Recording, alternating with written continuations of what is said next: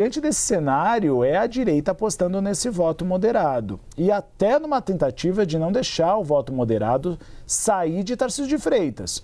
Porque quando você vota num candidato ao Senado, eventualmente você fala, mas quem a Simone Tebet apoia? Ah, Fernando Haddad.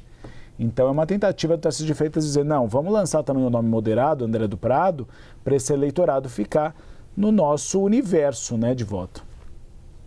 O que esbarra muito nessa questão do nome moderado é que quem vai ter o poder de decidir é Eduardo Bolsonaro e que não é exatamente um perfil moderado, né, Uribe?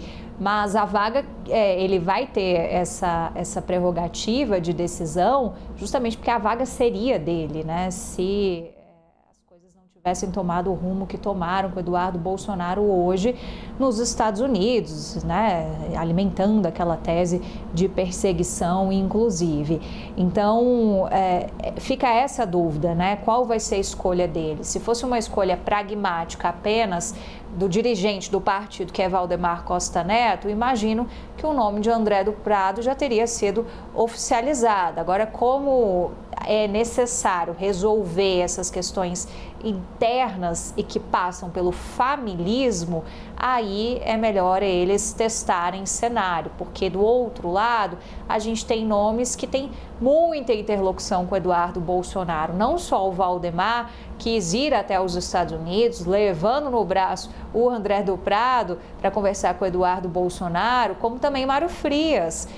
Tem essa prerrogativa de ir agora, no final do mês, se é que já não está lá, também para vender o peixe dele para Eduardo Bolsonaro, dizer que ele quer ser esse candidato. E aí tem outros nomes que vão correndo por fora, que vocês já abordaram, né? O Gil, tem o nome, por exemplo, do Marcos Feliciano, entre outros nomes, para apenas 2 vagas na composição dessa chapa, sendo que uma vaga já está mais do que acertada para Guilherme Derrite, que foi secretário de Segurança Pública do Estado de São Paulo, então teve um baita holofote nessa função na gestão Tarcísio e é uma maneira de você ter o PP junto da chapa também. Então, na prática, a gente tem muita gente para apenas uma vaga, que é um problema semelhante ao da esquerda. Eles têm ainda uma dúvida sobre como que vai ser esse equilíbrio na chapa de Fernando Haddad e lá um cenário que é complexo, porque eles precisam também dosar para ter um nome que agregue, por exemplo, o interior do estado,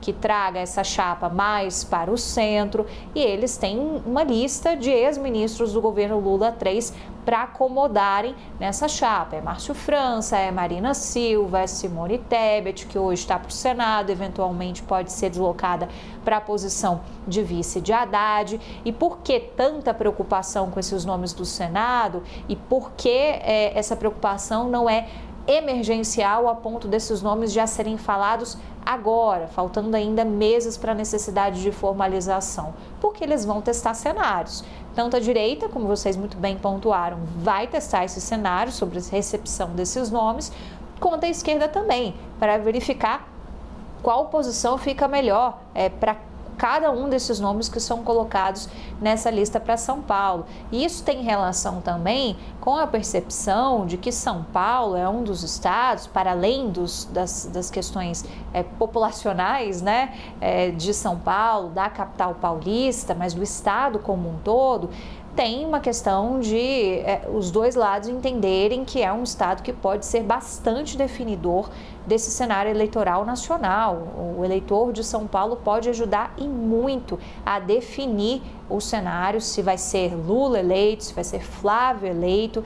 Então, é um estado que ganhou uma atenção que normalmente já tem nos períodos eleitorais, por serem os maiores colégios eleitorais do país. A capital paulista é o maior colégio eleitoral do país, mas para além disso, por essa importância de teste também desse eleitorado. Então é um eleitorado que tradicionalmente ele não vai se apegar nem à esquerda radical nem à direita radical. Por isso que os dois grupos vão tentar rumar para nomes que possam representar mais posições de centro.